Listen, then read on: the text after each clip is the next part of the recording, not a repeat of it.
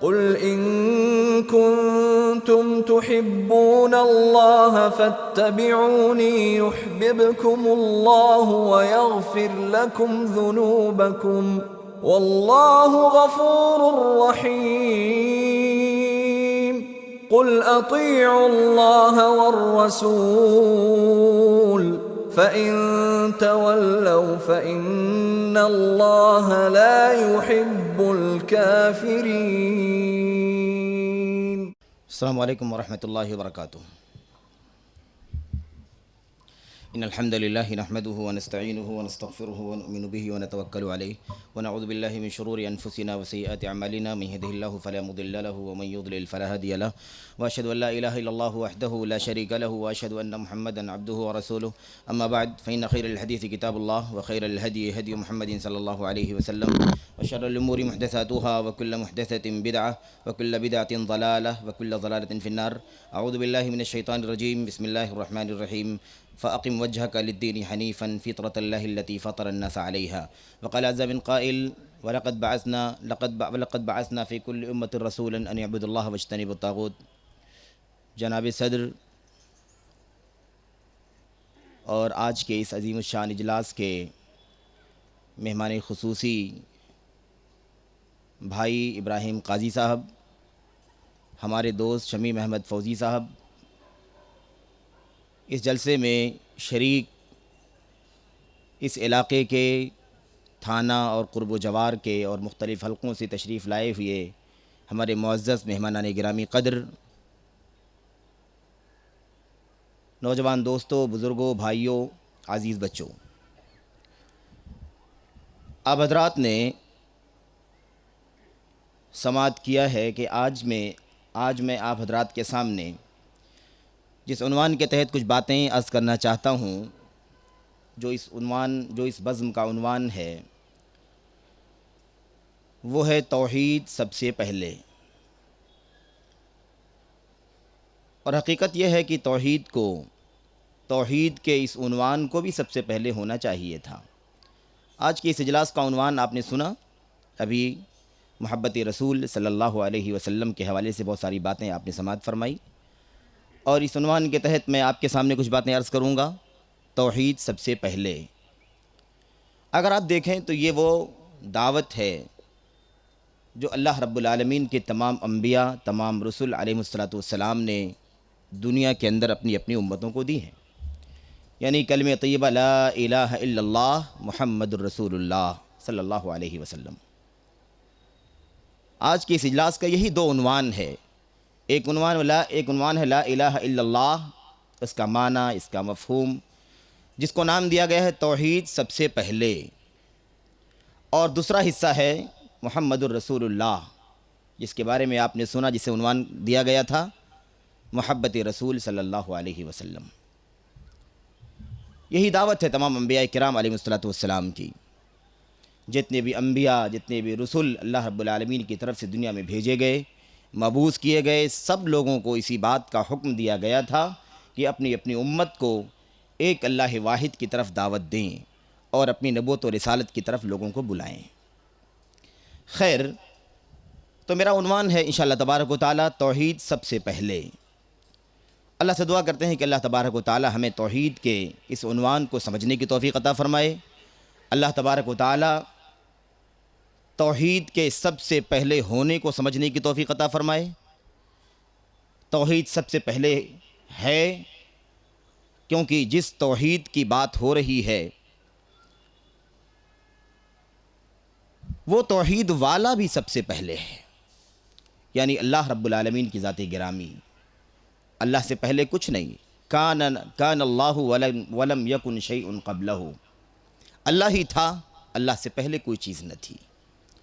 تو اللہ سب سے پہلے ہے، تو اس کی وحدانیت پر ایمان بھی سب سے پہلے ہونا چاہیے. لیکن ایسا نہیں ہے کہ شروع میں ہی سب سے پہلے تو ہو لیکن پھر وہ چیز ختم ہو جائے، اخیر تک سلامت نہ رہے. یہ مطلب نہیں ہے اس عنوان کا توحید سب سے پہلے. توحید سب سے پہلے آنی چاہیے اور اسی پر بندے کو قائم رہنا چاہیے. یہاں تک کہ اخیر تک اللہ رب العالمین کی توحید پر قائم و دائم رہے اور اسی حالت میں انسان کی موت ہو، اس کا خاتمہ ہو۔ تو التوحید اولا و آخرا، توحید شروع میں بھی رہے، اخیر میں بھی رہے، توحید بیچ میں بھی رہے، درمیان میں بھی رہے، توحید ہی پر آغاز ہو، توحید ہی پر اختتام ہو، یہ مطلب ہے اس عنوان کا۔ لیکن توحید سب سے پہلے جو بات کہی گئی ہے، اس کے پیچھے مقصد یہ ہے کہ ہماری دعوت میں، ہمارے علم میں، ہماری تعلیم میں، ہمارے مشن میں، ہمارے عقیدے میں، ہمارے نصاب میں، ہمارے سلیبس میں ہر ناحیے سے توحید کو اولیت حاصل ہونی چاہیے، توحید کو سب سے پہلے درجہ دینا چاہیے، توحید کو مقدم کرنا چاہیے، اسے ترجیح دینی چاہیے۔ اس کی وضاحت کے لیے میں انشاءاللہ تبارک و تعالیٰ چند باتیں آپ حضرات سے عرض کروں گا۔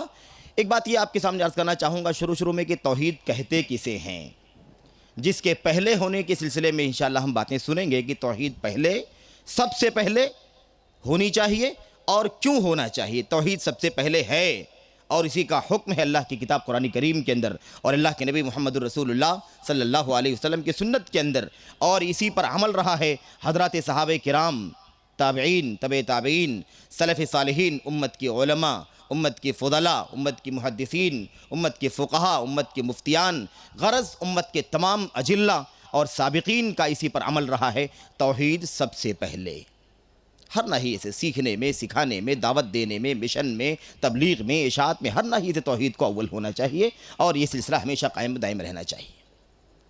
تو توحید کہتے کسے ہیں، پھر توحید اول ہونا چاہیے، توحید سب سے پہلے ہونا چاہیے، کیوں ہونا چاہیے انشاءاللہ اس سلسلے میں چند باتیں عرض کروں گا، اور ساتھ ہی ساتھ یہ بھی عرض کرنا چاہوں گا انشاءاللہ تبارک و تعالی وقت کے حساب سے کہ توحید اگر سب سے پہلے ہونی چاہیے تو اس کے کیا مظاہر ہیں، کیسے توحید سب سے پہلے ہو سکتی ہے، اس کے بھی کچھ مظاہر انشاءاللہ تبارک و تعالی، کچھ اسباب آپ کے سامنے عرض کرنا چاہوں گا۔ اللہ سے دعا کرتے ہیں کہ اللہ تبارک و تعالی توحید سب سے پہلے اس موضوع کو آپ حضرات کے سامنے رکھنے اور اسے سمجھنے کی توفیق عطا فرمائے، آمین رب العالمین۔ میرے بھائیوں، میرے بزرگوں، توحید کسے کہتے ہیں؟ دیکھیں، توحید یہ عربی زبان کا لفظ ہے، وحد یوحد، ہم لوگ بھی واحد اچھی طرح سے سمجھتے ہیں، چاہے عرب میں رہے ہوں یا نہ رہے ہوں، واحد سمجھتے ہیں کہ واحد ایک کو بولتے ہیں، واو ہا دال جہاں بھی آتا ہے وہاں پر ایک کا معنی نکلتا ہے، یکتائیت کا معنی نکلتا ہے، ونس کا معنی نکلتا ہے۔ تو واحد، وحدہ سے یہ لفظ بنا ہے، اسی سے وحدہ ہے، اسی سے وحدہ، اور اسی سے نکال کر کے مصدر توحید بنایا گیا، جس کے معنی ہوتے ہیں ایک کا اقرار کرنا، کسی چیز کو ایک قرار دینا، کسی چیز کو ایک ثابت کرنا، کسی چیز کو ایک منوانا، اسی کو کہا جاتا ہے توحید۔ یہ تو عربی زبان کے لفظ کے اعتبار سے، لیکن یہ توحید کا لفظ مختلف صیغوں کے ساتھ تفسیر کے الفاظ میں، صحابہ کرام رضوان اللہ تعالیٰ علیہ مجمعین کی تشریحات میں، اور نبی کریم محمد الرسول اللہ صلی اللہ علیہ وسلم کی زبان سے نکلی ہوئی بعض احادیث میں اس کے مشتقات استعمال کیے گئے ہیں۔ تو شریعت کے ناحیے سے، اسلام کے ناحیے سے، اللہ کی کتاب قرآن کریم اور اللہ کے نبی محمد الرسول اللہ صلی اللہ علیہ وسلم کے نصوص کی تشریحات میں جہاں توحید کا لفظ آتا ہے، اس حیثیت سے توحید کا مطلب کیا ہوتا ہے۔ ماشاءاللہ اچھے خاصے لوگ موجود ہیں، اگر آپ سے پوچھا جائے کہ توحید کی ڈیفینیشن کیا ہے، توحید کی تعریف کیا ہے، توحید کسے کہتے ہیں، آپ حضرات مختلف انداز میں، مختلف اسلوب میں اپنی اپنی معلومات کے حساب سے توحید کی ڈیفینیشن کریں گے، تعریف کریں گے۔ لیکن ہوتا یہ ہے کہ کوئی گوشہ بیان کرے گا، اللہ رب العالمین کے ایک ہونے کا مسئلہ ایک طرف بیان کرے گا، اللہ پیدا کرنے میں ایک ہے، کوئی کہے گا اللہ عبادت کے مسئلے میں ایک ہے، کوئی کسی ناحیے سے، کوئی کسی ناحیے سے۔ لیکن توحید کا جو لفظ ہے یہ دراصل تین ناحیوں سے، تین حیثیتوں سے اللہ رب العالمین کو ایک تسلیم کرنے کا نام ہے۔ کتنی حیثیتوں سے؟ تین حیثیتوں سے۔ تین حیثیتوں سے مکمل طور پر اگر اللہ رب العالمین کو ایک تسلیم کر لیا جائے اپنی زبان سے، تینوں حیثیتوں میں اللہ رب العالمین کو ایک ماننے کا زبان سے اقرار کیا جائے، اور اس کے بعد جو کچھ ہم نے اقرار کیا ہے اسے دل سے تسلیم کیا جائے، مانا جائے، اور ان تینوں حیثیتوں میں اللہ رب العالمین کو پوری زندگی بھر، جب تک انسان کی موت نہیں ہو جاتی ہے تب تک تینوں حیثیتوں میں اللہ رب العالمین کے ایک ہونے پر ایمان رکھتے ہوئے، عمل کرتے ہوئے گزار دینے کا نام توحید ہے۔ تینوں حیثیتیں کیا ہیں؟ دیکھیں، تین حیثیتیں۔ ایک حیثیت یہ ہے کہ اللہ جو بھی کام کرتا ہے، دنیا میں جو بھی کام ہوتا ہے، وہ کون کرتا ہے؟ اللہ رب العالمین کرتا ہے۔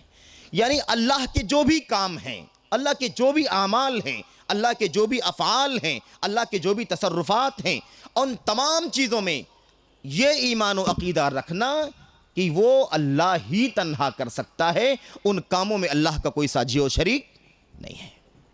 یعنی جو بھی کام اللہ کے ہیں وہ اللہ ہی کر سکتا ہے، اللہ کے سوا کوئی نہیں کر سکتا ہے۔ کیا بات سمجھ میں آئی؟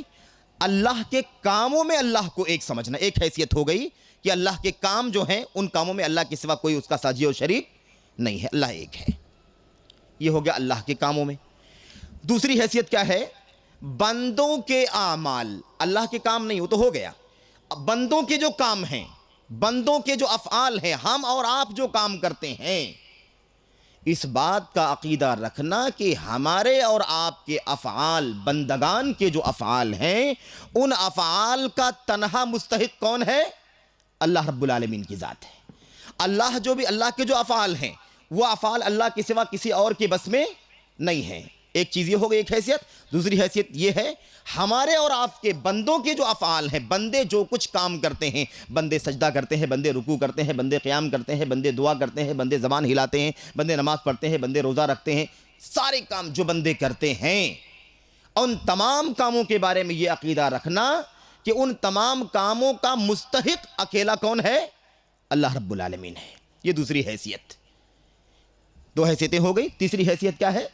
تیسری حیثیت یہ ہے کہ جتنے اللہ رب العالمین کے نام ہیں، اللہ کی جتنی صفتیں ہیں، اللہ کی جتنی خوبیاں ہیں، جن کا تذکرہ اللہ رب العالمین نے اپنی کتاب قرآن کریم کے اندر فرمایا ہے، یا اللہ کے نبی محمد الرسول اللہ صلی اللہ علیہ وسلم نے اپنی سنت میں فرمایا ہے، وہ سارے اللہ رب العالمین کے بارے میں بیان کیے ہوئے نام، قرآن کی آیتوں کے، حدیثوں کے، ان ناموں کا، ان صفات کا مستحق اور اس کے لائق اللہ کے سوا کوئی نہیں ہے۔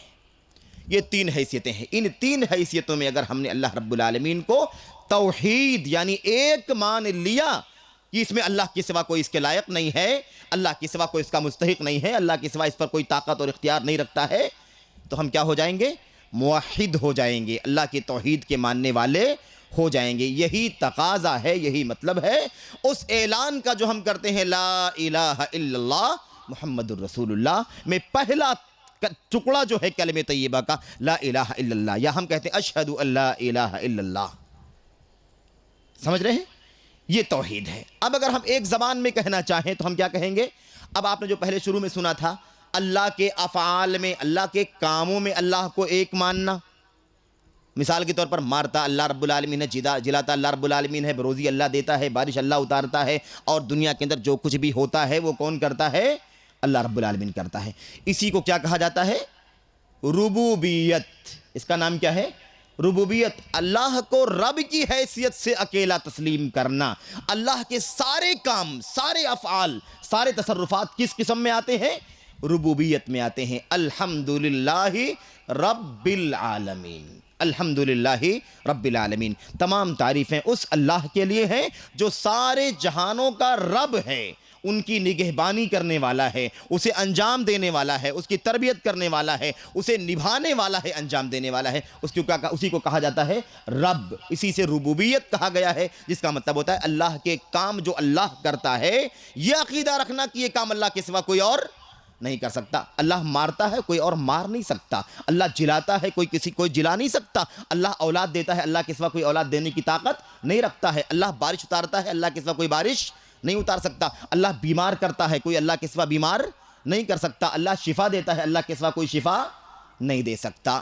اللہ روزی دیتا ہے، اللہ کے سوا کوئی روزی نہیں دے سکتا۔ اللہ فقیر بناتا ہے، اللہ کے سوا کوئی کسی کو فقیر نہیں بنا سکتا۔ لا مانع لما اعطیت ولا معطی لما منعت۔ اے اللہ، تو جس کو دینا چاہے اسے کوئی روک نہیں سکتا، اور جسے تو نہ دینا چاہے، روکنا چاہے، اسے کوئی عطا نہیں کر سکتا، دے نہیں سکتا۔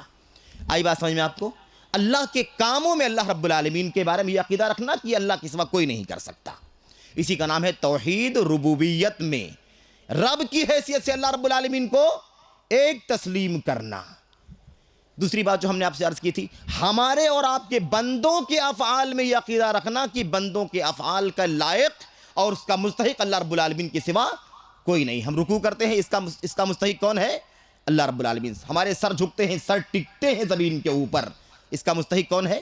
اللہ رب العالمین. ہاتھ اٹھتے ہیں دعا کے لیے, اس کا مستحق کون ہے؟ سجدہ کرتے ہیں, اس کا مستحق کون ہے؟ نظر مانتے ہیں, اس کا مستحق کون ہے؟ نیاز کرتے ہیں, اس کا مستحق کون؟ الغرض جتنے بھی افعال ہم کرتے ہیں عبادت کی حیثیت سے, اجر کی حیثیت سے, ثواب کی حیثیت سے, ان کاموں کا مستحق اگر کوئی ہے تو اللہ رب العالمین کی ذات گرامی ہے.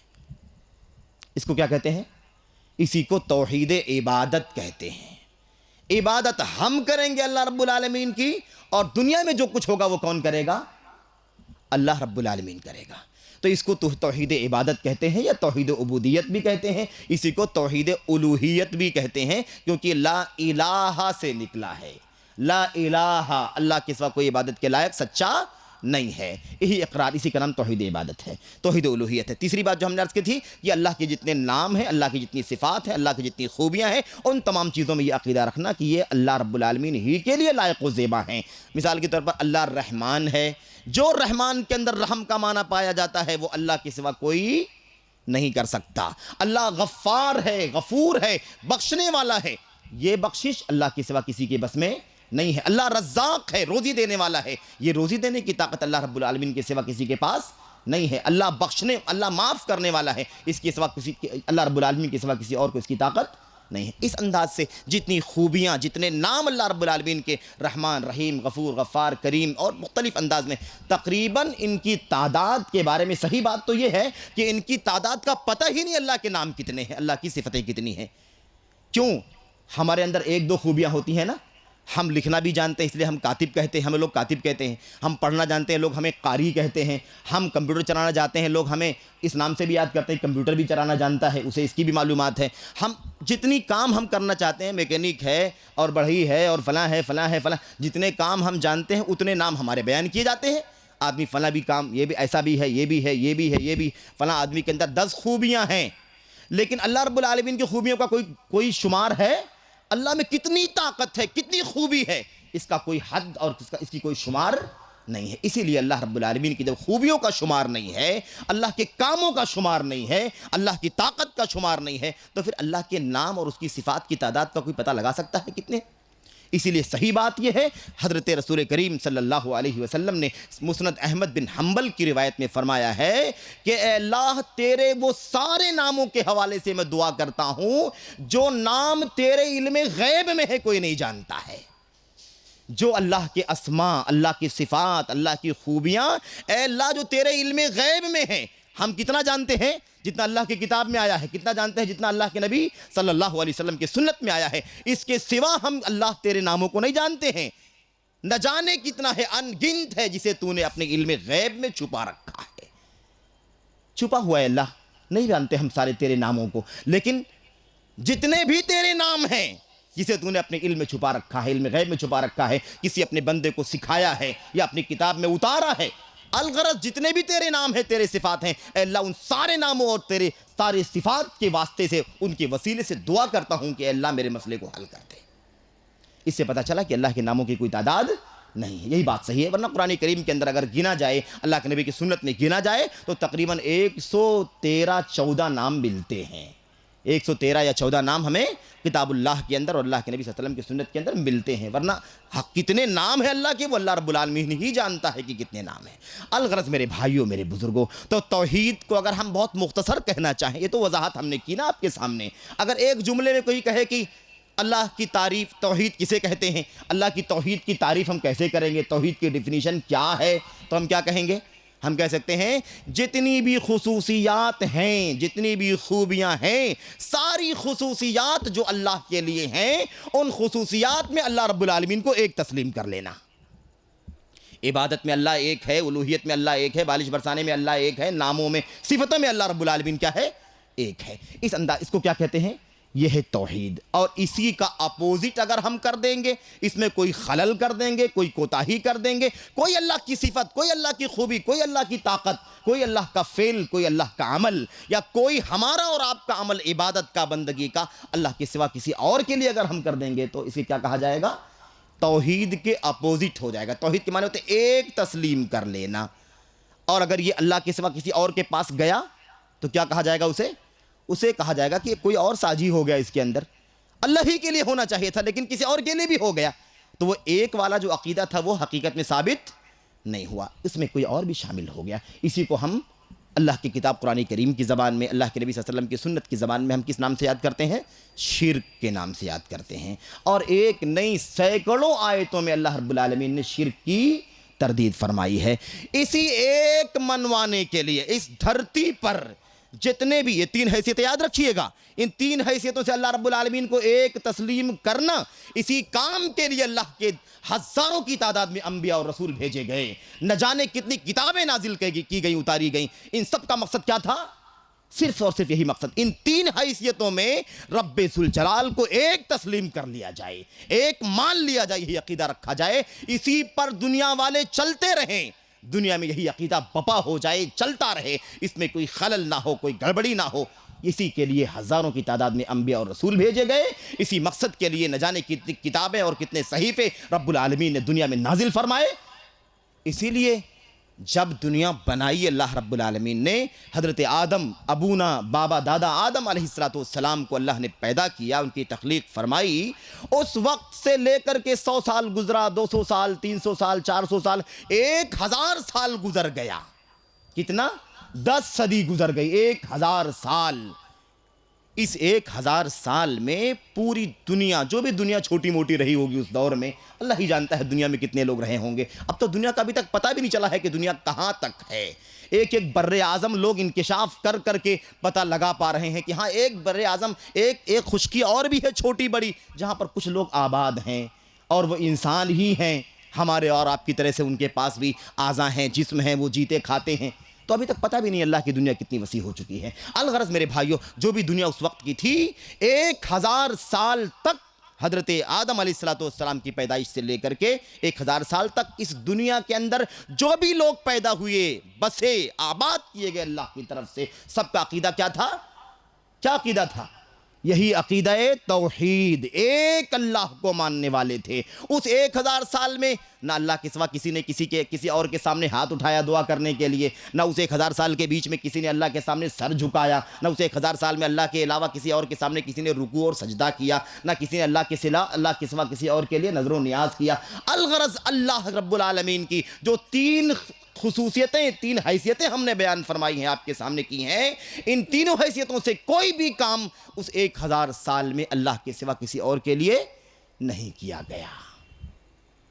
اسی لیے آپ دیکھیے، اس 1000 سال میں دنیا میں کوئی نبی اور پیغمبر بھی نہیں بھیجا گیا، کیونکہ کوئی مقصد ہی نہیں تھا۔ اللہ نے جس مقصد کے لیے دنیا بنایا ہے وہ مقصد مل رہا ہے، وہ مقصد دنیا کے اندر موجود ہے۔ کیا مقصد ہے؟ وَمَا خَلَقْتُ الْجِنَّ وَالْإِنسَ إِلَّا لِيَعْبُدُونَ۔ ہم نے جنوں اور انسانوں کو صرف اس لیے پیدا کیا ہے کہ وہ ہماری عبادت کریں، تاکہ صرف اور صرف وہ میری عبادت کریں۔ اپنی عبادت کے لیے پیدا فرمایا اللہ نے، جنوں کو بھی انسانوں کو بھی۔ اب اللہ ہی کی عبادت ہو رہی ہے، کوئی مسئلہ نہیں ہے، کوئی پیچیدگی نہیں، اللہ کے سوا کسی اور کے سامنے کوئی سجدہ نہیں کرتا، کوئی رکوع نہیں کرتا، کوئی ہاتھ نہیں اٹھاتا، کوئی سر نہیں ٹیکتا، کوئی نظر و نیاز نہیں، قربانی نہیں، کچھ نہیں۔ سب کچھ جو کر رہے ہیں دنیا کے لوگ اللہ کے سامنے کر رہے ہیں۔ تو تینوں حیثیتوں سے، ربوبیت کی حیثیت سے، الوہیت کی حیثیت سے، اور اللہ کے اسماء اور صفات، اللہ کے نام اور خوبیوں کی حیثیتوں سے، ان تینوں حیثیتوں سے دنیا کے لوگ موحد ہیں، توحید پر عمل کر رہے ہیں۔ اس لیے اللہ نے کسی کو بھیجا بھی نہیں۔ کب بھیجا اللہ رب العالمین نے پہلا نبی، پہلا پیغمبر؟ جب دنیا میں اللہ کا جو مقصد تھا کہ پوری دنیا ایک اللہ کی عبادت کرے، جب اس میں گڑبڑی پیدا ہو گئی، گڑبڑی پیدا ہوئی، یعنی توحید میں خلل پیدا ہو گیا، یہ سجدہ کسی اور کے لیے بھی ہونے لگا، یہ رکوع کسی اور کے لیے بھی ہونے لگا، یہ قیام کسی اور کے لیے بھی ہونے لگا اللہ کے سوا، یہ ہاتھ اللہ رب العالمین کے سوا کسی اور کے سامنے بھی دعاؤں کے لیے اٹھنے لگے، تو اللہ رب العالمین نے ایک نبی کو بھیجا کہ دنیا کے اندر جو میرا مقصد تھا دنیا کو پیدا کرنے کا، کہ ایک اللہ کی میری عبادت کرے صرف اور صرف، یہ مقصد تو فوت ہو رہا ہے اور دنیا میں گڑبڑی پیدا ہو رہی ہے۔ اللہ نے پہلا نبی اور پیغمبر بھیجا، کون تھے وہ؟ حضرت نوح علیہ السلام۔ نوح علیہ السلام کو اللہ رب العالمین نے پہلا نبی اور پیغمبر بنا کر کے بھیجا دنیا کی طرف، جس کا مقصد کیا تھا؟ وہ قوم جس کے اندر ایک گڑبڑی پیدا ہوئی تھی توحید کے اندر، اس کو دوبارہ پھر نصیحت کر کے، دعوت دے کر کے، سمجھا کے، بجھا کے، کان میں دعوت دے کر کے، کھلم کھلا دعوت دے کر کے رات کے اندھیرے میں دن کے اجالے میں زور سے دھیرے سے ہر طرح سے دعوت دے کر کے انہیں اللہ کی طرف بلائیں کہ لوگوں کہاں بھٹک گئے تمہیں تو اللہ نے اس لیے پیدا کیا تھا کہ تم اپنا سر اللہ کے سامنے جھکاؤ گے، رکوع اللہ کے سامنے کرو گے، نظر و نیاز اللہ کے سامنے کرو گے، سر اللہ کے سامنے ٹیکو گے، یہ جبھی سایہ اللہ کے سوا کسی اور کے سامنے نہیں ہوں گے، تم کہاں چلے گئے؟ یہ خلاصہ، اس کو کیا کہتے ہیں؟ یہ ہے توحید۔ اور بہت ساری باتیں ہیں، خیر مجھے آپ کے سامنے کیا بیان کرنا ہے؟ توحید سب سے پہلے، توحید سب سے پہلے۔ دیکھیں توحید سب سے پہلے ہے اور ہونا چاہیے۔ اگر ہماری اس دور کی دعوتوں میں، اس زمانے کی دعوت میں، تبلیغ میں اگر سب سے پہلے دعوت اللہ نہیں ہے تو اس کا مطلب ہوگا کہ اللہ رب العالمین نے بے شمار نبیوں کی زندگیوں کا نقشہ قرآن کریم میں کھینچا ہے، حضرت آدم کا، حضرت نوح کا، حضرت ابراہیم کا، حضرت موسیٰ کا، عیسیٰ کا اور دیگر بے شمار انبیاء کرام علیہ السلام، تقریباً جن کی تعداد کتنی ہے؟ 25 انبیاء کرام علیہ السلام کی زندگیاں یا ان کی دعوت کے بارے میں کچھ نہ کچھ تفصیل سے یا اختصار سے اللہ رب العالمین نے اپنی کتاب میں بیان فرمایا ہے۔ اور کیسے دعوت دیتے تھے؟ سب سے پہلے اللہ رب العالمین نے انہیں کس بات کی دعوت دینے کا حکم دیا تھا؟ حضرت نوح علیہ السلام کے بارے میں سن رہے تھے نا آپ کہ حضرت نوح علیہ السلام کو اللہ رب العالمین نے سب سے پہلے دنیا کے اندر نبی بنا کر کے بھیجا، جب اس قوم کے لوگ، اس دور کے لوگ، جو بھی قوم تھی اس زمانے میں، اس نے توحید میں گڑبڑی پیدا کر دی، اس کے اندر ملاوٹ آ گئی اور پارٹنرشپ شروع ہو گیا کہ اللہ کے علاوہ کسی اور کی بھی عبادت ہونے لگی، رکوع، نظر و نیاز، سجدہ، قیام ہونے لگا، تو اللہ رب العالمین نے حضرت نوح کو بھیجا۔ حضرت نوح علیہ السلام سے لے کر کے آخری نبی حضرت محمد الرسول اللہ صلی اللہ علیہ وسلم تک، اور اب قیامت تک کوئی نبی نہیں آنے والا ہے۔ اب آپ صلی اللہ علیہ وسلم کی دعوت، آپ کا مشن، آپ کی کتاب، آپ پر اترنے والی کتاب قرآن کریم اور آپ صلی اللہ علیہ وسلم کی سنت اور آپ کی حدیث کو اب قیامت تک پھیلانا ہے۔ اب قیامت تک اس مشن کو کون لوگ پھیلائیں گے؟ کس کی ذمہ داری ہے؟ اس امت کے علماء کی ذمہ داری ہے، اس امت کے دعات کی ذمہ داری ہے، جو اس امت کے نبی حضرت محمد الرسول اللہ صلی اللہ علیہ وسلم ہی نہیں بلکہ سارے انبیاء کرام علیہ السلام کے وارث ہیں، ان کے وارث ہیں، ان کی وراثت ملی ہے۔ وراثت کس بات کی؟ یہی جو علم اللہ کی طرف سے وہ لے کر کے آئے تھے، قرآن کریم کا علم، یا اس سے پہلے اللہ رب العالمین نے انبیاء کرام کو جو کتابیں اتاری جن کے اوپر، اور جس بات کا حکم دیا، جو بھی مشن تھا ان کا، جو بھی ان کو علم اللہ رب العالمین نے عطا فرمایا تھا، اسی کی وراثت ہے اس امت کے علماء کی، کو ملی ہے میرے بھائیو اللہ رب العالمین کی طرف سے۔ تو اب کہنا یہ ہے کہ توحید سب سے پہلے، کیوں آخر؟ کیونکہ حضرت نوح علیہ السلام اور سارے انبیاء علیہ السلام، حتیٰ کہ نبی کریم صلی اللہ علیہ وسلم، اور آپ چونکہ نبی آنے والا نہیں ہوں کوئی آپ کے بعد، تو آپ کی امت کے علماء جو آپ نے اپنے صحابہ کرام کو اور صحابہ کے ذریعے تابعین کو، تابعین کے ذریعے تبع تابعین کو جو بھی طریقہ ملا ہے دعوت دینے کا، تبلیغ کرنے کا، مشن پھیلانے کا، ان سارے نمونوں میں اور ان کی ساری زندگیوں میں ہمیں کیا ملتا ہے؟ سب سے پہلے جس بات کی انہوں نے دعوت دی تھی اللہ کی طرف سے، وہ کون سی دعوت تھی؟ توحید کی دعوت۔ توحید سب سے پہلے حضرت نوح علیہ السلام کو اللہ رب العالمین نے بھیجا اپنی قوم کی طرف، جاؤ دعوت دینے کے لیے۔ امت کے لوگ، دنیا کے یہ لوگ توحید کو چھوڑ کر کے شرک کی طرف چلے گئے ہیں۔ اللہ رب العالمین کے حقوق کو، اس کے سجدے کو، اس کے رکوع کو، اس کے قیام کو، اس کی دعا کو، اس کی نظر و نیاز کو اللہ کے سوا کسی اور کو بھی دینے لگے ہیں۔ یہ ود کو، سوا کو، یغوث کو، یعوق کو، نصر کو، اور پھر مکے کی زندگی میں اگر آپ دیکھیں تو حبل ہے، لات ہے، منات ہے، عزا ہے، اور بہت سارے بت لوگ ہیں جن کے لیے دینا لوگوں نے شروع کر دیا۔ ہمیں کیا کرنا چاہیے؟ اللہ رب العالمین نے حضرت نوح کو کیا بھیجا؟ کیا حکم دے کر کے بھیجا؟ کہا جاؤ لوگوں کو دوبارہ میری طرف بلاؤ کہ سب غیروں کو چھوڑ کر کے میرے در پہ سر جھکائیں، میری عبادت کریں، میری بندگی کریں، میرے سوا کوئی عبادت کے لائق نہیں ہے۔ اللہ نے فرمایا کیا؟ جاؤ۔ نوح علیہ السلام نے کیا کہا؟ کیا دعوت دی؟ یا قوم اعبدوا اللہ ما لکم من الہ غیرہ۔ یہ جملہ یاد رکھیے گا، آگے بھی آئے گا۔ یا قوم اعبدوا اللہ ما لکم من الہ غیرہ، اے میری قوم کے لوگوں اللہ کی عبادت کرو، تمہارے لیے اللہ کے سوا کوئی عبادت کے لائق نہیں ہے، تمہارے لیے اللہ کے سوا کوئی عبادت کے لائق نہیں۔ یہی جملہ من وعن، ایگزیکٹ یہی جملہ اللہ رب العالمین، یہی توحید۔ یہ دعوت کب آئی؟ سال بھر، 2 سال، 6 سال، 8 سال، 10 سال کے بعد نہیں، کیونکہ حضرت نوح علیہ السلام نے کتنے سال دعوت دی اپنی قوم کو؟ 1000 سال تک سوائے 50 سال کے 950 سال تک حضرت نوح علیہ السلام اپنی قوم کو دعوت دیتے رہے۔ ان کی عمر کے بارے میں روایتوں میں آتا ہے کہ ان کی عمر تقریباً 1200-1300 سال کی عمر ملی تھی ان کو اللہ کی طرف سے۔ 950 سال تک دعوت دیتے رہے۔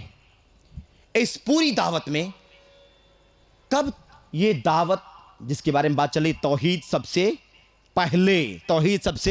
پہلے، ایسا نہیں کہ توحید ہی صرف تھی، توحید تو تھا ہی سب سے بنیادی، اس کے بعد نماز کا بھی کوئی طریقہ رہا ہوگا، روزے کا بھی کوئی طریقہ رہا ہوگا، زکوٰۃ کا، حج کا کوئی طریقہ، جو بھی عبادتیں، کچھ کام، کچھ شریعت کے مسائل، کچھ احکام، کچھ نہ کچھ تو ان کے یہاں ہر شریعت کے اندر موجود تھا، کیونکہ اللہ رب العالمین نے فرمایا لِكُلٍّ جَعَلْنَا مِنْكُمْ شِرْعَةً وَمِنْهَاجًا، ہم نے تم میں سے جتنی قومیں، جتنی ملتیں دنیا کے اندر آئی ہیں، ہر قوم کے اندر کچھ نہ کچھ شریعت کے احکام بھی تھے اور کوئی نہ کوئی طریقہ بھی ہم نے ان کو بتلایا تھا۔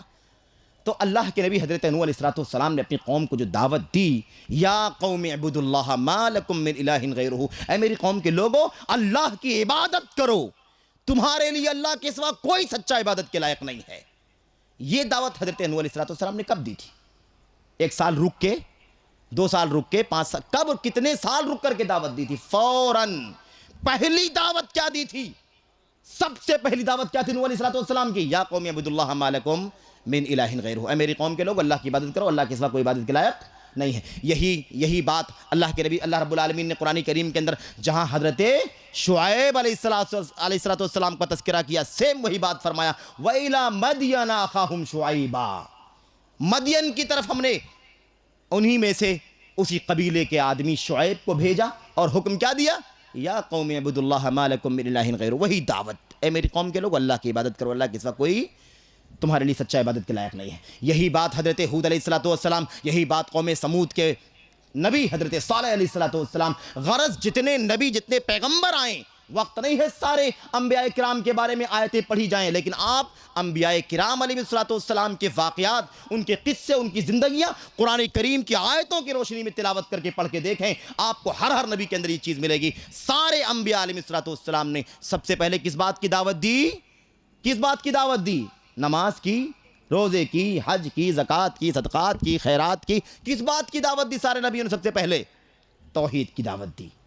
ابھی بات آئے گی کیوں، لیکن آخر اسی کی دعوت کیوں دی، وجہ کیا ہے اس کی، کیوں آخر؟ میرے بھائیو، ہم نے شروع میں بھی عرض کیا، جتنے نبی بھیجے گئے اسی دعوت کو پھیلانے کے لیے، جتنی کتابیں اتاری گئی اسی دعوت کو پھیلانے کے لیے۔ ایک اللہ کی عبادت، یہ دھرتی رب العالمین کی ہے، یہ آسمان کی چھت رب العالمین نے ہمیں عطا فرمائی ہے، یہ دائیں بائیں آگے پیچھے کی بے حد و حساب نعمتیں جس سے ہم استفادہ کرتے ہیں، فائدہ اٹھاتے ہیں، یہ نعمتیں اللہ نے عطا فرمائی ہیں۔ اس دھرتی پر اللہ کے سوا کسی اور کی عبادت کیسے ہو سکتی ہے؟ یہی سمجھانے کے لیے اللہ رب العالمین نے نبیوں کو بھیجا، کتابوں کو اتارا۔ میرے بھائیوں، میرے بزرگوں، تو یہ ہے۔ اور آگے بتاؤں، تب یہ سرسری خاکہ کے سارے نبیوں کی یہی دعوت تھی۔ اس کے بعد آگے بڑھیے، خود نبی کریم صلی اللہ علیہ وسلم کی زندگی دیکھ لیجئے۔ آپ کی زندگی میں تو بہت ساری باتیں ہم جانتے ہیں، الحمدللہ پڑھتے رہتے ہیں، سنتے رہتے ہیں، تقریروں کے اندر بھی، کتابوں کے اندر بھی پڑھتے ہیں، بہت ساری باتیں ہماری سمجھ میں آتی رہتی ہیں، علم ملتا رہتا ہے۔ لیکن اللہ کے نبی صلی اللہ علیہ وسلم کی 1-2 نمونے بیان کرتا ہوں میں۔ اللہ کے نبی صلی اللہ علیہ وسلم جب کوہ صفا پر گئے، کوہ صفا پر آپ نے جب اعلان کیا، مکے کے لوگوں کو جمع کیا، یا بنی فلان، یا بنی فلان، یا بنی فلان، اے فلاں قبیلے والو، اے قبیلے والو، سارے قبیلے والے اکٹھے ہو گئے۔ اس کے بعد آپ نے جو دعوت دی تھی، اختصار کے ساتھ عرض کرنا چاہتا ہوں میں، تو کیا فرمایا تھا؟ یا ایھا الناس قولوا لا الہ الا اللہ تفلحوا تملک العرب والعجم۔ اللہ کے نبی نے فرمایا تھا صلی اللہ علیہ وسلم نے، اے قبیلے والو، اے مکے کے لوگوں اور مکے کے ارد گرد کے، اے جزیرے عرب کے قبیلے والو، سب کے سب اس دعوت کو سن لو، لا الہ الا اللہ کا اقرار کر لو، اس کے معنی اور مطلب کو سمجھ لو، اسی کے مطابق زندگی پر عمل کرو، تفلحو، کامیاب ہو جاؤ گے۔ کیا ہو جاؤ گے؟ کامیاب ہو جاؤ گے۔ ابھی تم بکریاں چراتے ہو، اونٹ بان ہو، اور دیگر جانور اور کھیتی سے تمہارا تعلق ہے، تملک العرب والعجم، اللہ کی قسم ہے، عرب کے مالک بن جاؤ گے، عجم کے مالک بن جاؤ گے، پوری دنیا تمہارے تابع ہو جائے گی۔ اور وہ دن دیکھا تاریخ نے جب نبی آخر الزمان محمد الرسول اللہ صلی اللہ علیہ وسلم نے توحید کی دعوت کو عام کیا 23 سال کے اندر، 23 سالہ دور نبوت میں جب اللہ کے نبی صلی اللہ علیہ وسلم نے دنیا کے گوشے گوشے میں، چپے چپے میں، دنیا کے مختلف ممالک تک اللہ رب العالمین کی توحید کی دعوت کو پھیلایا، سب سے پہلے توحید، سب سے پہلے توحید، توحید سب سے پہلے اس دعوت کو اللہ کے نبی نے پھیلایا تو کیا ہوا؟ وہی صحابہ کرام کی جماعت نہتے تھے۔ غزوہ بدر کا عالم دیکھو، اور جب اسلام مکمل ہو گیا، محمد الرسول اللہ صلی اللہ علیہ وسلم کی وفات ہو گئی اور حضرت ابو بکر خلیفہ بنا دیے گئے، ان کے بعد ابو عمر فاروق اعظم، ان کے بعد حضرت عثمان غنی، حضرت علی، دیکھو اللہ کی قسم ہے کتنے فتوحات ہوئے۔ وہ پیشین گوئی نبی کریم صلی اللہ علیہ وسلم کی کہ اگر تم توحید کے ماننے والے ہو گئے، ایک اللہ کو ان تینوں حیثیتوں سے فلی مکمل طور پر تسلیم کرنے والے ہو گئے، آپ کا عقیدہ بن گیا، تو عرب و عجم کے مالک بن جاؤ گے، عرب کے مالک بن جاؤ گے، عجم کے لوگ، دنیا کے کونے کونے کے لوگ تمہارے قدموں میں جھک جائیں گے۔ اللہ کی قسم ہے کتنے دور تک اسلامی فتوحات کا سلسلہ چلا گیا، جسے سرسری مطالعہ بھی کرنا ہو، حضرت عمر فاروق اعظم رضی اللہ تعالیٰ عنہ کا دور خلافت پڑھ لے، مطالعہ کر لے، پتہ چل جائے گا کہاں کہاں تک اسلام کا پرچم نہیں لہرایا گیا۔ جن کے پاس وہ واقعہ یاد ہوگا پس منظر آپ کو، صحابہ کرام جمعے کے دن نہانے کی طاقت نہیں تھی، کپڑے نہیں تھے ان کے پاس، اللہ کی قسم ہے اتنی بدبو پیدا ہوتی تھی جمعے کے اندر۔ اللہ کے نبی صلی اللہ علیہ وسلم نے اس وقت حکم نہیں دیا، سختی نہیں فرمائی، جمعے کے دن نہانے کا حکم نہیں دیا۔ شروع میں آپ نے محسوس کیا کہ غربت ہے، تنگی ہے، مسائل ہیں، صحابہ کرام امیدیں کرتے تھے، اے اللہ کے نبی اگر کہیں سے کوئی آ جائے مدد، کوئی جزیہ آ جائے، کوئی ٹیکس آ جائے، کوئی زکوٰۃ وغیرہ کا معاملہ ہو، صدقات و خیرات کہیں سے آ جائیں، مال غنیمت کہیں آ جائے مدری زندگی کے بعد، تو ہمیں مدد کر دیجیے گا کیونکہ ہمارے پاس کچھ نہیں ہے۔ لیکن اسی توحید کی برکت سے کیا ہوا؟ پوری دنیا کے مالک بنا دیے گئے۔ میرے بھائیوں، میرے بزرگ، خیر توحید سب سے پہلے کیوں؟ اس کی وجہ یہ ہے کہ سارے نبیوں نے کس کی دعوت دی؟ سب سے پہلے توحید کی دعوت دی۔ سارے نبیوں کو، سارے انبیاء کو اللہ رب العالمین نے سب سے پہلے کس بات کی دعوت دینے کا حکم دیا؟ توحید کا۔ اور نبی کریم صلی اللہ علیہ وسلم کا یہ تو خود اپنا عمل تھا، جب آپ صلی اللہ علیہ وسلم صحابہ کرام کو دعوت دینے کے لیے بھیجتے تھے، اللہ کا پیغام پہنچانے کے لیے کہیں بھیجتے تھے، تو بھی آپ کا طریقہ کیا ہوتا تھا؟ آپ تلقین کر کے بھیجتے تھے، سکھا کے، سمجھا کے، تربیت دے کر کے آپ بھیجا کرتے تھے۔ حضرت رسول کریم صلی اللہ علیہ وسلم کی وہ حدیث جو صحیح بخاری کے اندر، مسلم کے اندر اور دیگر سنن کی کتاب کے اندر موجود ہے، حضرت معاذ ابن جبل رضی اللہ تعالیٰ عنہ کی وہ حدیث، اللہ کے نبی نے کیا فرمایا؟ آپ نے سب کچھ بلایا، سمجھایا، بتایا، اس کے بعد آپ نے کیا فرمایا؟ اِنَّكَ تَأْتِي قَوْمًا أَهْلَ کتاب، یاد رکھو معاذ، جب تم جاؤ گے یمن تو وہاں تمہیں مسلمانوں کے علاوہ کچھ غیروں سے بھی مقابلہ ہوگا، اہل کتاب یہود و نصارہ سے بھی تمہارا سابقہ ہوگا، ان کے سامنے بھی تمہیں اللہ کی دعوت کو پیش کرنے کی نوبت آئے گی۔ اِنَّكَ تَأْتِي قَوْمًا أَهْلَ کتاب، تم اہل کتاب یہود و نصارہ کے پاس بھی جاؤ گے دعوت دینے کے لیے۔ اب جب تم جاؤ گے تو کیا بلانا؟ بھائیو چلو نماز کے لیے چلتے ہیں، چلو روزے کے لیے چلتے ہیں، چلو صدقات و زکوٰۃ کریں گے، چلو، نہیں، اللہ کے نبی نے کیا فرمایا؟ فَلْيَكُنْ، سنیے غور سے یہ جملہ، توحید سب سے پہلے، یاد رکھیے گا یہ بات، توحید سب سے پہلے۔ کیوں کا جواب ابھی آگے آ رہا ہے، کیوں؟ لیکن توحید سب سے پہلے کیوں، اس کی اصل جواب بھی آگے آ رہے ہیں، یہ تو وجوہات ہیں کہ کیوں۔ اللہ کے نبی صلی اللہ علیہ وسلم نے فرمایا اِنَّكَ تَأْتِي قَوْمًا أَهْلَ کتاب فَلْيَكُنْ أَوَّلَ مَا تَدْعُوهُمْ شَهَادَةً أَن لَا إِلَٰهَ إِلَّا اللَّهُ وَأَنِّي رَسُولُ اللَّهِ۔ جب تم اہل کتاب کے پاس جاؤ گے دعوت دینے کے لیے تو فَلْيَكُنْ اول، سب سے پہلے جو تمہاری دعوت ہونی چاہیے وہ کیا ہونی چاہیے؟ شہادت اللہ الہ الا اللہ وانی رسول اللہ، اس بات کی گواہی کی دعوت دینا کہ اللہ کے سوا کوئی سچا عبادت کے لائق نہیں ہے اور میں محمد صلی اللہ علیہ وسلم اللہ کا رسول ہوں، اس کا پیغمبر ہوں، یہ دعوت دینا۔ میرے بھائیوں، میرے بزرگوں، اس کے بعد ترتیب اللہ کے نبی نے بتلا دی۔ اللہ کے نبی اس کے بعد آپ نے کیا فرمایا؟ فَإِنْهُمْ أَطَاعُوكَ لِذَلِكَ، آپ نے فرمایا اگر تمہاری یہ توحید کی جو سب سے پہلے ہونی چاہیے، اگر تمہاری یہ دعوت قبول کر لیا ان لوگوں نے، ثُمَّ ادْعُوهُمْ إِلَى الصَّلَاةِ یا ثُمَّ قُلْ لَهُمْ ثُمَّ ادْعُوهُمْ إِلَىٰ أَنَّ اللَّهَ افْتَرَضَ عَلَيْهِمْ 5 صلوات فِي كُلِّ يَوْمٍ وَلَيْلَةٍ، تب جا کے انہیں دوبارہ کیا دعوت دینا؟ توحید مان لینے کے بعد کیا دعوت دینا؟ اللہ رب العالمین نے دن اور رات میں 5 وقت کی نمازیں تمہارے اوپر فرض کی ہیں۔ فَإِنْهُمْ أَطَاعُوكَ لِذَلِكَ، اگر تمہاری یہ بات بھی مان لے پھر ان کے زکوٰۃ کا حکم دینا۔ فَأَعْلِمْهُمْ أَنَّ اللَّهَ افْتَرَضَ عَلَيْهِمْ صَدَقَةً تُؤْخَذُ مِنْ أَغْنِيَائِهِمْ وَتُرَدُّ إِلَىٰ فُقَرَائِهِمْ، تو انہیں بتانا، انہیں اس بات کی دعوت دینا کہ اللہ رب العالمین نے تمہارے مالوں میں نصاب اور شرائط کے ساتھ زکوٰۃ فرض کی ہے جو تمہارے مالداروں سے لی جائے گی، تمہارے غریبوں میں تقسیم کر دی جائے گی۔ یہ دعوت کا طریقہ ہے. توحید سب سے پہلے. توحید کب توحید نمبر نہیں ہے, نمبر میں توحید نہیں آتا ہے, توحید سب سے پہلے ہے. نمبر کا آغاز ہوتا ہے توحید سے. میرے بھائیوں بزرگوں, کیوں لیکن توحید سب سے پہلے کیوں؟ اس لیے توحید سب سے پہلے کیونکہ اگر توحید سے پہلے کچھ ہو جائے گا, توحید کی دعوت نہ دی جائے, توحید سے پہلے کچھ کی دعوت دی جائے, یا سب کچھ کی بھی دعوت دے دی جائے, نماز کی بھی, روزے کی بھی, حج و زکات کی بھی, صدقات و خیرات کی بھی, نذر و نیاز کی بھی, ہر چیز کی دعوت دے دی جائے, لیکن توحید پہلے نہ ہو, تو پھر ان کچھ اور سب کچھ جو بتلایا گیا ہے, اس کے کرنے والے کی اگر موت ہو جائے گی تو وہ توحید جو سب سے پہلے تھا اس کے چھوٹ جانے کی وجہ سے اس کی بخشش نہیں ہوگی, مغفرت نہیں ہوگی. آ رہی بات سمجھ میں آپ کو؟ توحید سب سے پہلے کیوں؟ کیونکہ وہ اصل ہے, وہ جڑ ہے, بنیاد ہے. سب سے پہلے ہم بھی چھوٹی بڑی عمارت بناتے ہیں تو پہلے فاؤنڈیشن مضبوط کرتے ہیں, بعد میں اس پر پینٹ اور ساری چیزیں لگاتے ہیں. اس لیے پہلے جڑ ہوگی صحیح تو پھر ساری چیزوں کا اعتبار ہوگا, ورنہ سب بیک وقت بھسم اور منہدم ہو جائے گا.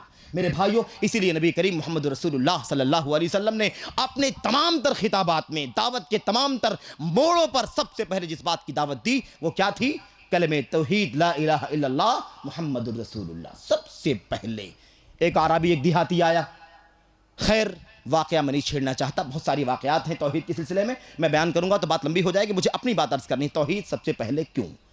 توحید سب سے پہلے کیوں؟ اس لیے کہ توحید کے بغیر انسان کی بخشش نہیں ہو سکتی. انسان کی توحید سلامت ہو, توحید سلامت ہو. اگر دیگر نیکیوں کے کرنے کا موقع نہیں ملا, یا اگر ملا لیکن کوتاہی ہوئی انسان ہونے کے ناطے, نماز میں کچھ کوتاہی, روزے میں کوتاہی, انسان نے جھوٹ بول دیا, انسان نے فلاں غلطیاں کر لی, لیکن اللہ کی توحید, کون سی توحید سمجھانے کی ضرورت نہیں ہے. اب ہم نے بتا دیا 3 حیثیتوں سے اللہ رب العالمین کے بارے میں یہ عقیدہ رکھنا کہ اللہ کے سوا کوئی اس کے لائق اور مناسب نہیں ہے, اس کے علاوہ کوئی, اللہ کے سوا کوئی اس کا حق نہیں رکھتا, کوئی مستحق اور سزاوار نہیں ہے. میرے بھائیوں, میرے بزرگوں, اگر توحید سلامت ہے تو نیکیوں کے اندر جو کمیاں ہو جائیں گی, اللہ اس توحید کی سلامتی کی برکت سے اسے بھی معاف فرما سکتا ہے. اور اس کے برخلاف اگر توحید سب سے پہلے نہیں ہے, دیگر کچھ نیکیاں نہیں بلکہ ساری نیکیاں انسان نے کر رکھا ہے, توحید سلامت نہیں ہے, تو اللہ رب العالمین کے یہاں اس جڑ کے بغیر بقیہ چیزوں کی کوئی حیثیت نہیں ہے, کوئی وقعت نہیں ہے. آئیے ذرا دیکھتے ہیں. اللہ رب العالمین نے ارشاد فرمایا وَقَدِمْنَا إِلَى مَا عَمِلُوا مِنْ عَمَلٍ فَجَعَلْنَاهُ هَبَاءً مَنْثُورًا. اللہ رب العالمین نے فرمایا وہ لوگ جن کے پاس توحید نہیں ہے, وہ لوگ جن کے پاس توحید اول نہیں ہے, توحید سب سے پہلے دعوت نہیں ہے, سب سے پہلے ان کا عقیدہ توحید درست اور سلامت نہیں ہے, ایسے لوگوں کے بارے میں ان کے پاس بہت سارے اعمال, روزوں کا ذخیرہ, نماز کا ذخیرہ اور پہاڑوں کے برابر صدقات و خیرات کر رکھا ہے اللہ رب العالمین کو خوش کرنے کے لیے. اللہ کی توحید ان کے پاس موجود نہیں ہے, توحید سب سے پہلے ان کے پاس موجود نہیں ہے. اللہ رب العالمین نے کیا فرمایا؟ قدمنا الى ما عملوا من عمل فجعلناه هباء منثورا. ہم ان کے سارے اعمال کو قیامت کے دن, یہ جو ذرات اڑتے ہیں دھوپ کے اندر دکھائی دیتے ہیں, اللہ کے نبی اللہ رب العالمین نے فرمایا ہم انہیں ایسے ہی اڑا دیں گے قیامت کے دن, ان کے اعمال کا, ان کے نیکیوں کا کوئی شمار ہمارے یہاں نہیں ہو سکتا ہے, کیونکہ سب سے پہلے توحید, سب سے پہلے توحید. ایک شخص کی چھوٹی سی حدیث ہے, بیان کرو, صحیح مسلم شریف کے اندر ایک شخص آیا نبی کریم محمد رسول اللہ صلی اللہ علیہ وسلم کے پاس, جنگ کا ماحول تھا, جنگ جاری تھی. آ کر کے اس نے کہا یا رسول اللہ اُسلم ام اقاتل, اے اللہ کے نبی ذرا آپ مجھے بتائیے, میرے سوال کا جواب دیجئے, میں اسلام بھی لانا چاہتا ہوں اور میدان کارزار جو بپا ہے جہاد کے اندر, لوگ جہاد کر رہے ہیں, کشتوں کے پشتے لگا رہے ہیں, تلواریں چل رہی ہیں, نیزے بھالے چل رہے ہیں, میں اسلام بھی لانا چاہتا ہوں, یعنی توحید کا اقرار بھی کرنا چاہتا ہوں, توحید میں آنا چاہتا ہوں, اور اللہ کے راستے میں جہاد بھی کرنا چاہتا ہوں. آپ ذرا بتائیے کہ پہلے جہاد کروں یا پہلے اسلام قبول کر کے توحید میں آ جاؤں؟ آپ ذرا بتائیے, اُسلم ام اقاتل, اسلام لاؤں, توحید میں آؤں پہلے, یا پہلے جہاد کروں؟ آپ دیکھ رہے ہیں نا, اسلام یہ عقیدہ توحید یہ ایک حصہ, اور دوسرا حصہ عمل کا, جہاد جو عمل کا حصہ ہے.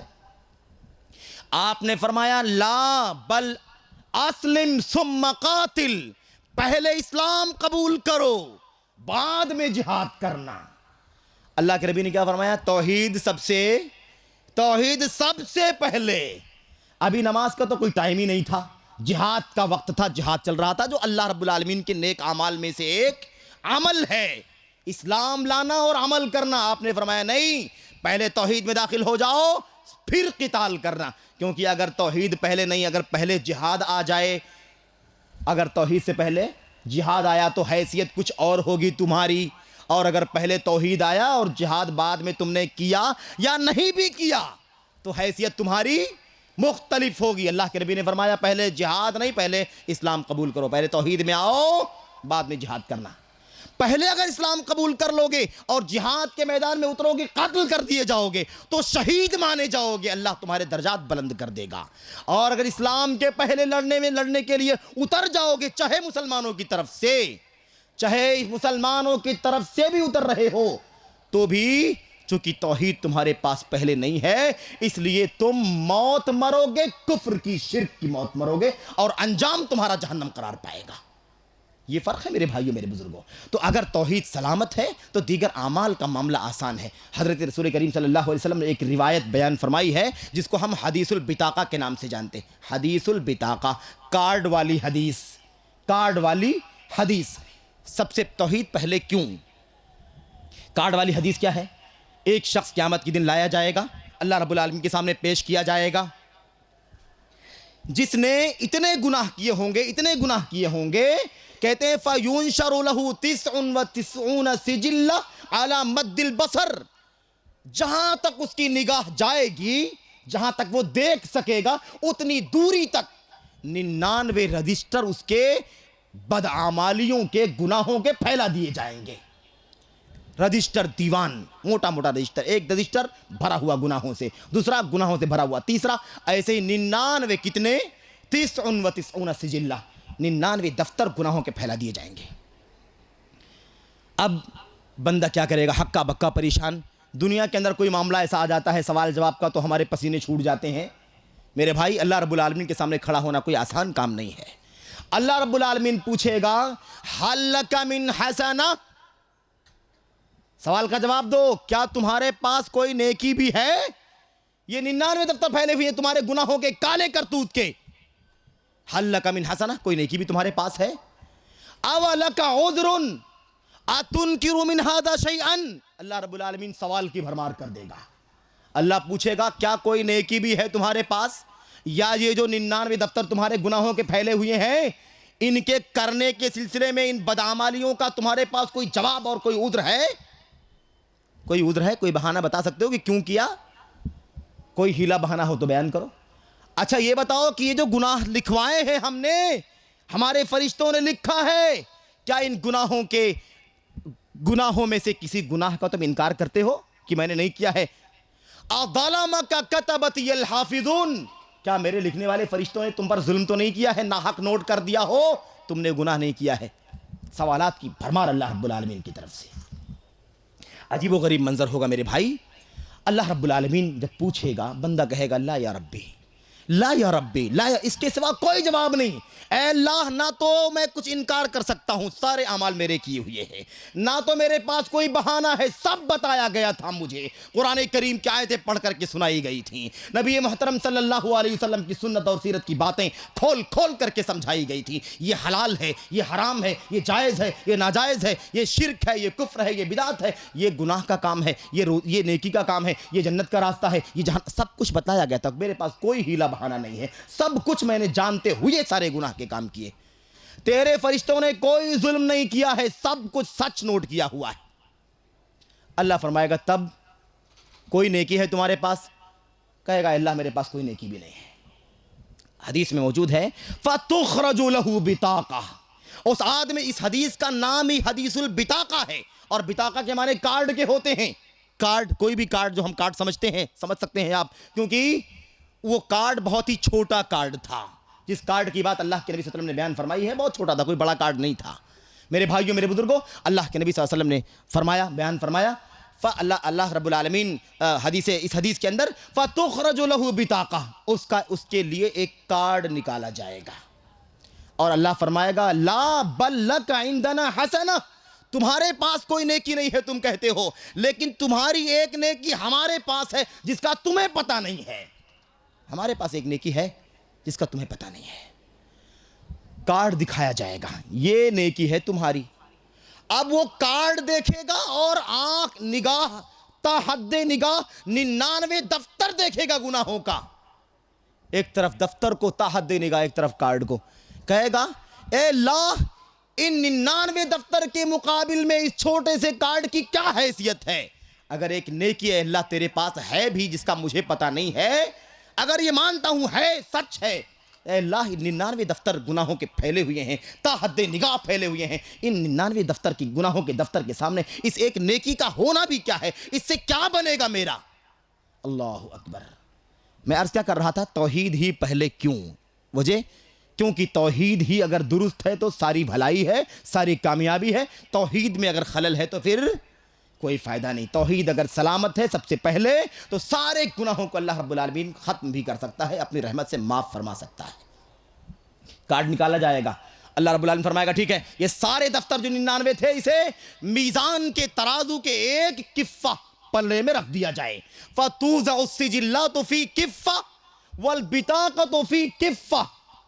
کفہ کے معنی پلڑے کے ہوتے ہیں، جو ترازو کے ہوتے ہیں۔ اللہ رب العالمین فرمائے گا پھر یہ سارے رجسٹر اٹھا کر کے، اللہ کے نبی نے فرمایا کہ سارے رجسٹر اٹھا کر کے ترازو کے ایک پلڑے میں رکھ دیے جائیں گے، ایک پلڑے میں رکھ دیا جائے گا، اور وہ ایک کارڈ جو ہے وہ دوسرے پلڑے میں رکھ دیا جائے گا۔ ایسی تو نیکیوں کا وزن ہوگا، نیکیوں بدیوں کو اللہ تولے گا، نیکیوں اور بدیوں کو اللہ تولے گا، لیکن جہاں شرک کی بدبو ہوگی، شرک کا گناہ ہوگا، وہاں تولنے کی کوئی نوبت ہی نہیں آئے گی، کیونکہ اس گناہ کے سامنے نیکیوں کو کاؤنٹ ہی نہیں کیا جاتا ہے، تو پھر کیا وزن پیدا کریں گے وہ؟ سمجھ رہے ہیں؟ اللہ کے نبی نے فرمایا جب یہ ایک پلڑے میں ترازو کے یہ گناہوں کے دفتر اور دوسرے میں وہ ایک کارڈ رکھا جائے گا، اس کارڈ میں کیا لکھا رہے گا؟ لا الہ الا اللہ محمد الرسول اللہ، اشہد ان لا الہ الا اللہ و اشہد ان محمد الرسول اللہ، یہ کلمہ توحید لکھا گیا ہوگا، جو اس بات کی نشانی ہے کہ اس بندے کی توحید جو ہے وہ کیا ہے؟ سلامت ہے۔ سارے گناہ جو دفتر کے اندر بھرے ہوئے تھے، رجسٹر کے اندر، اس میں سارے گناہ تھے، لیکن کوئی ایسا گناہ نہیں تھا جس میں شرک کا گناہ بھی موجود ہو۔ توحید کے اپوزیشن والا گناہ، توحید کا سب سے بڑا جرثومہ، اس دنیا کا سب سے بڑا ظلم اور زیادتی اور اللہ کی جناب میں روئے زمین کا سب سے بڑا گناہ شرک نہیں ہوگا ان 99 دفتر کے اندر، تب ہی یہ کارڈ کام آنے والا ہے، ورنہ کام آنے والا نہیں تھا۔ کیا ہوا؟ اللہ کے نبی نے فرمایا فَطَاشَتِ السِّجِلَّاتُ وَثَقُلَتِ الْبِطَاقَةُ۔ اللہ کے نبی نے فرمایا صلی اللہ علیہ وسلم نے، نتیجہ دیکھو، ایک طرف 99 دفتر اور مقابل میں ایک کارڈ، لیکن انجام کیا ہوگا؟ وہ ایک کارڈ والا پلڑا دب جائے گا اور 99 دفتر والا پلڑا اوپر ہوا میں اڑ جائے گا۔ اللہ اکبر۔ اللہ فرمائے گا جاؤ تمہاری بخشش ہو گئی، اس ایک توحید کی سلامتی کی وجہ سے یہ سارے گناہ تمہارے معاف کر دیے گئے، بخش دیے گئے۔ توحید ہی پہلے کیوں؟ توحید ہی سب سے پہلے، اسی لیے کہ اس کے بغیر کوئی فائدہ کسی نیکی کا، کسی ثواب کا، کسی اجر کا، کسی خوبی کا، کسی بھلائی کا، اللہ کے جناب میں، بندے کے جناب میں، اللہ کے حقوق میں، بندے کے حقوق میں، کسی بھی ناحیے سے کسی نیکی کا کوئی شمار نہیں ہے۔ اور اگر توحید سلامت ہے تو سارے گناہوں کو اللہ رب العالمین توحید کی سلامتی کی برکت سے اللہ معاف فرما دے گا۔ اسی لیے توحید ہی سب سے پہلے، اسی لیے توحید ہی سب سے پہلے۔ بہت ساری باتیں ہیں اس میں کہنے کی جس کا یہاں وقت نہیں ہے، ایک بات اور عرض کرنا چاہتا ہوں، توحید اس لیے بھی سب سے پہلے کہ توحید ہی فطرت ہے۔ توحید کیا ہے؟ فطرت ہے۔ فطرت کا مطلب یہ ہے دنیا جب بنی ہے تو، یا دنیا بننے کا مطلب یہ ہے کہ ہم اور آپ سب پیدا ہوئے ہیں، ہماری اولاد پیدا ہو رہی ہے، نسلیں دنیا میں پیدا ہو رہی ہیں، اولاد در اولاد، اولاد در اولاد، یہ نسل در نسل خلیفہ جس کو اللہ رب العالمین نے فرمایا کہ یکے بعد دیگرے دنیا کے اندر لوگ پیدا ہوتے چلے جائیں گے اور بستے چلے جائیں گے، لوگوں کی وفات ہوگی اور آگے لوگ پیدا ہوتے جائیں گے۔ یہ پورا سلسلہ جو بھی بچہ دنیا میں جنم لیتا ہے، جب جنم لیتا ہے تو توحید پر جنم لیتا ہے۔ اصل کس پر جنم لیتا ہے؟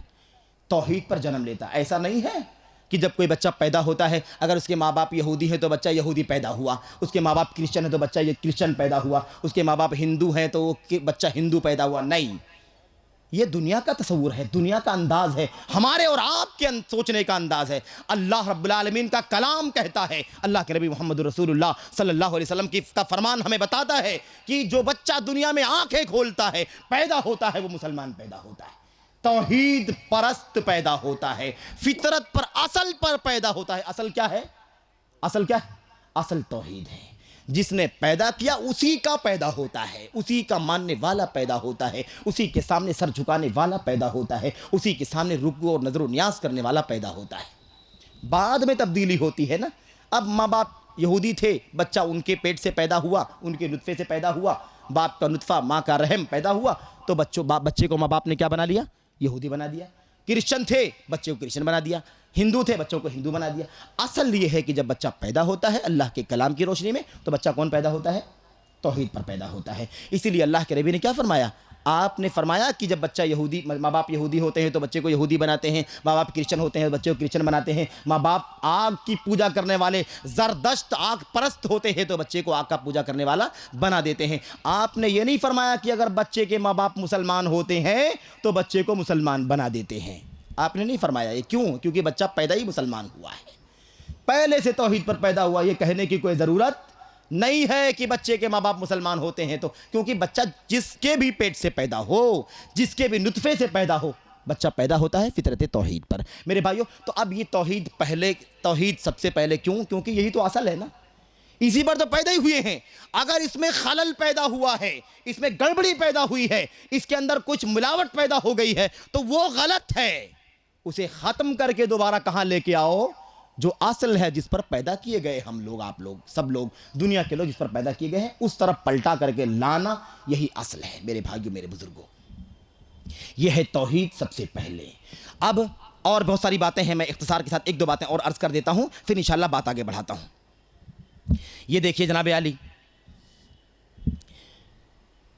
انسان گناہ کرتا ہے دنیا کے اندر۔ بڑے اختصار کے ساتھ ایک دو باتیں عرض کر کے بعد ختم بھی کروں گا، کیونکہ ٹائم 10 بجے تک صرف ہے۔ انسان بہت سارے گناہ کرتا ہے۔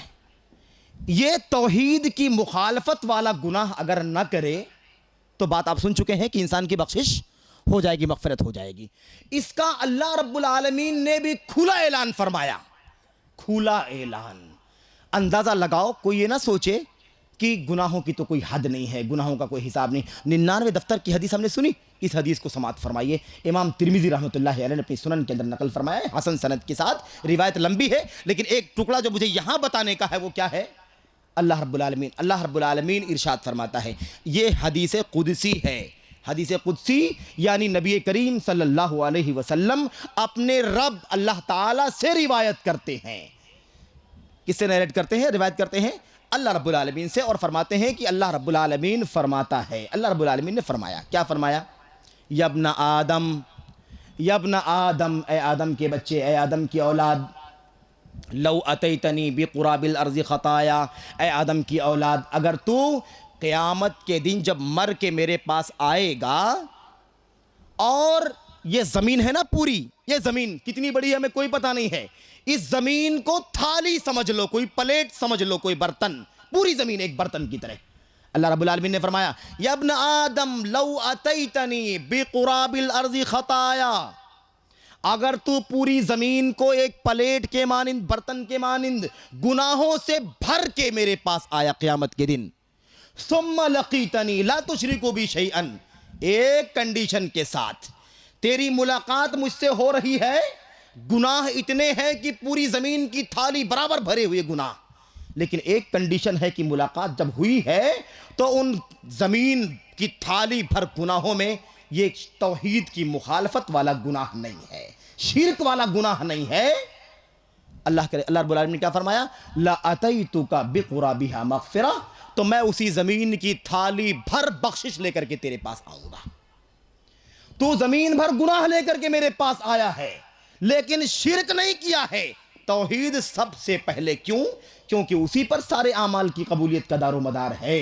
اسی کی سلامتی پر بندے کی سلامتی کا دار و مدار ہے. اسی کی سلامتی پر بندے کی جہنم سے آزادی اور نجات کا دار و مدار ہے. مغفرت کے حصول کا دار و مدار ہے. اللہ رب العالمین نے فرمایا اگر تو شرک جیسا گناہ اگر تو نے نہیں کیا ہے توحید تیری سلامت ہے، ورنہ سارے زمین بھر کے گناہ لے کر کے آیا ہے تو میں اسی زمین اسے اڑیل دوں گا، اسے اڑا دوں گا، ختم کر دوں گا اور اسی تھالی بھر کے مغفرت اور بخشش لے کر کے تیرے پاس آؤں گا. میرے بھائیوں، میرے بزرگوں، یہ کیوں توحید پہلے؟ کیونکہ توحید کا یہ انجام ہے، توحید کا یہ نتیجہ ہے. میرے بھائیوں، میرے بزرگوں، ورنہ اگر توحید سلامت نہیں ہے تو کیا ہوگا؟ ایک مثال اس کی بھی سن لیجئے اختصار کے ساتھ. آپ نے عبداللہ بن جدعان کا نام سنا ہوگا. زمانے جاہلیت کا بڑا رئیس آدمی تھا. زمانے جاہلیت کا مکے کا بڑا رئیس، بڑا دولت مند دینداتا انسان، بہت خرچ کرنے والا، اور وہ بھی نیکی کے نام پر خرچ کرنے والا، ثواب کی نیت سے خرچ کرنے والا، لیکن ایمان کی حالت میں نہیں تھا. توحید کی دولت اور توحید کا سرمایہ اس کے پاس موجود نہیں تھا. میرے بھائیوں، میرے بزرگوں، کیا ہوا؟